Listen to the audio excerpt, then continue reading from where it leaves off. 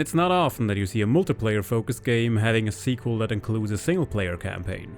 Usually it's the other way around, with games that have a campaign but are more played for their multiplayer portion, and eventually they drop said campaign outright from later installments. Or, as in Titanfall's case, they never had a campaign to begin with. That fact alone is what made the original Titanfall completely uninteresting to me.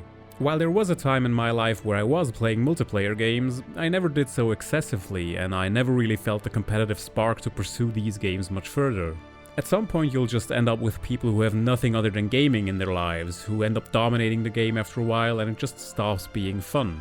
Add to that I don't really play with friends all that much, and I'd be left with what is usually a toxic online community, and I've got better things to do than expose myself to that. Never mind that multiplayer games, especially these days, are designed to suck up all your free time and then some, so there's no room to reasonably play more than one at a time, and I've decided long ago that I wasn't going to become one of those boring addicts who stick to one thing exclusively when there's a wealth of other experiences to have in other games. When Titanfall 2 released, I did know that it had a single-player campaign, but I just wasn't really interested in it because it seemed to still focus too much on the eponymous Titan gameplay, which didn't seem all that interesting from the things I saw. I'm generally not the biggest fan of mech-related media to begin with, I just find much of it to be pretty boring. But over the years I've heard from numerous sources that Titanfall 2 was this legitimately great underrated game.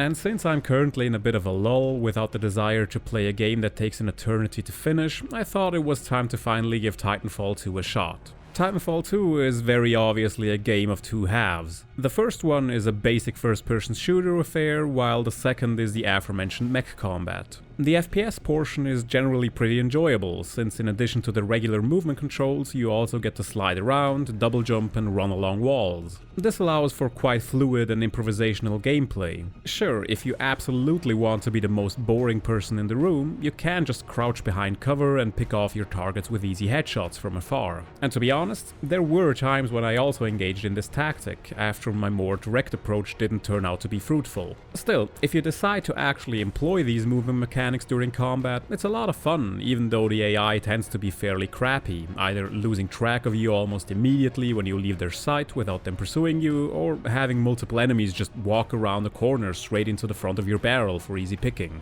While you're not in combat, the movement mechanics are mostly used for level traversal, so there are a lot of convenient walls around that allow you to wall run from place to place in one fluid motion. While not all that realistic, it at least provides some variety. And that, plus the double jump, make platforming much more bearable than it'd otherwise be, as can be seen in a ton of older FPSs that for some reason included precision platforming in first person, which almost never turns out right. Though while I did enjoy these sections, I found it kinda condescending of the game to feel the need to give me these holographic helpers whenever one of these platforming sections came up.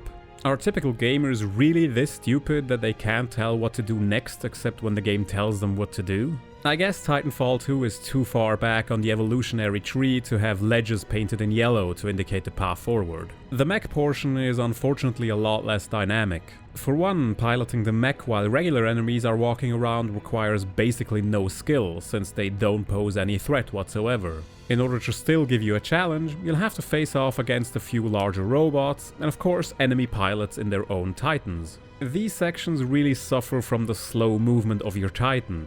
I get that piloting the Titan is supposed to contrast with the fast and flexible gameplay on foot, but you know, if you're aware that walking around the battlefield very slowly wouldn't be that much fun in your regular gameplay, doing so in a giant robot still isn't that much fun. You do get a dash mechanic to quickly get out of harm's way or close a gap, but the measly 2 dashes you get before a lengthy recovery time really deflates the mech combat. What I also find weird is how health is being handled between the two gameplay modes. While on foot, you have the typical modern shooter health system where your screen gets more fucked up the more damage you take, but if you crawl behind a rock and suck your thumb a little, all the damage evaporates. Contrast that again with the Titan gameplay, where you have to run around soaking up energy canisters you can find littered around the battlefield or dropped from slain enemies. Either pick one or the other, preferably the one where health management is up to the player by finding medkits or something similar, instead of having health magically return.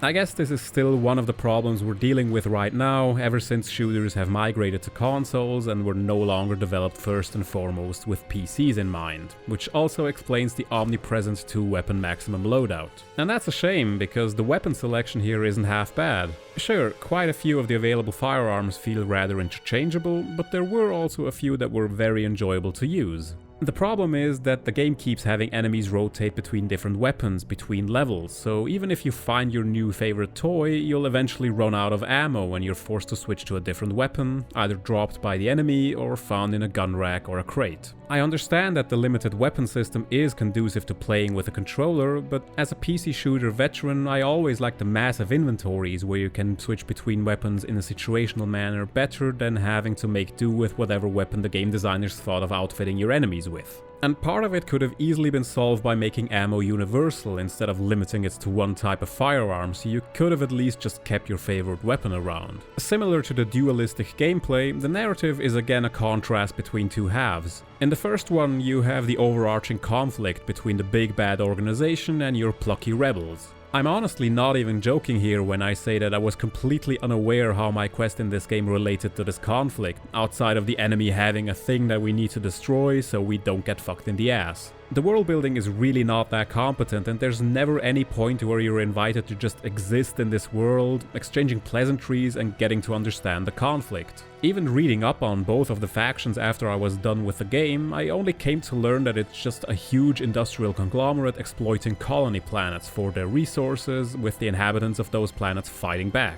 This just screams first draft all over it, like nobody really even cared to come up with anything beyond the most basic of conflicts ever. You don't even get to talk to your actual enemies, because most of the time you're fighting against mercenaries hired by the Empire. And while these mercenaries all have distinct and colorful personalities, they're also pretty one-note for the most part. And if you want to call the battles against them in their Titans boss fights, most of them aren't that challenging or memorable, exactly because the Titan gameplay only allows for limited engagement. The one aspect of the narrative where the game manages to really nail it is between the player character and your Titan, BT-7274. They have great chemistry and a lot of fun dialogue between them. Though I didn't quite understand why the game thought it was a great idea to give you dialogue choices every once in a while. For one, it's not like any of the choices change anything, it just determines which canned line you get to hear next, and sometimes you have to say both lines either way to progress the conversation. If you're not gonna bother implementing branching narratives or making conversations part of the gameplay, why even bother having these moments where you have to choose one line or the other? It always took me out of the experience because I felt I was just being given a meaningless choice to make. And for some reason they're also timed, signaling urgency to the player when there's absolutely no need for it. I get that this might seem like nitpicking, but in big budget AAA development, I do have to ask why resources were allocated to implement these things. Heck, even something that probably didn't take that much effort, like the collectible semi-secret pilot helmets, felt more like they detracted from the overall experience. It's understandable that if you have a flexible movement system like this, you want to get the most out of it, and what better way to do that than offering more platforming challenges. But the collectibles serve no purpose at all. It's not like you have an unlock or progression system where collecting them eventually gives you some sort of benefit. You have to go out of your way to collect them just for the sake of it. And if I may circle back to the fact that we're currently in a war zone undertaking an important, time-sensitive task of dealing with an enemy superweapon, jumping around the battlefield for collectibles doesn't seem like the smart thing to do. Yeah, I get it, it's a video game, and games often have stuff in there that makes no rational sense if looked at from the perspective of the people inhabiting this world. And I'm usually not that upset about it in more fantastical settings. But, you know, this is supposed to be a realistic shooter, in as much as any shooter can be realistic, so it just felt a bit off to me. Now, it's clear to me that much of this review might have sounded overly negative, but I'm really not that down on the game overall. As I said, I enjoyed the back and forth between the player and BT-7274, and the general movement through the levels, especially the parts less heavy on combat and more focused on traversal were great. And of course, I can't close out this review without mentioning the time travel level. It's a really neat level where you get a magic time travel MacGuffin that allows you to hop back and forth between the dilapidated present-day version and the one back in the past when the facility was still pretty and operational. I really like these types of levels, and it's kinda curious how back in 2016 two games came out that both featured a level like this, where you get to time travel between two states of one single level, the other one being Dishonored 2. I just wish there was more here like this and a bit less of the Titan-focused gameplay, because while that might be a big selling point for some, it really wasn't for me. And as a final bit of criticism, I do want to point out the short runtime of the game. It took me barely 6 hours to get through the campaign. I know I mentioned at the start that I was looking for a shorter experience, but this one seemed like it would have also sustained a few more levels. Except some of the lengthier stretches of the game where nothing really happens except you running from A to B with neither combat nor platforming happening in between them. So overall I think I would recommend Titanfall 2, but only if you can find it at a discount. It serves to pass the time over the weekend, but unfortunately doesn't materially stand out either narratively or on the gameplay front.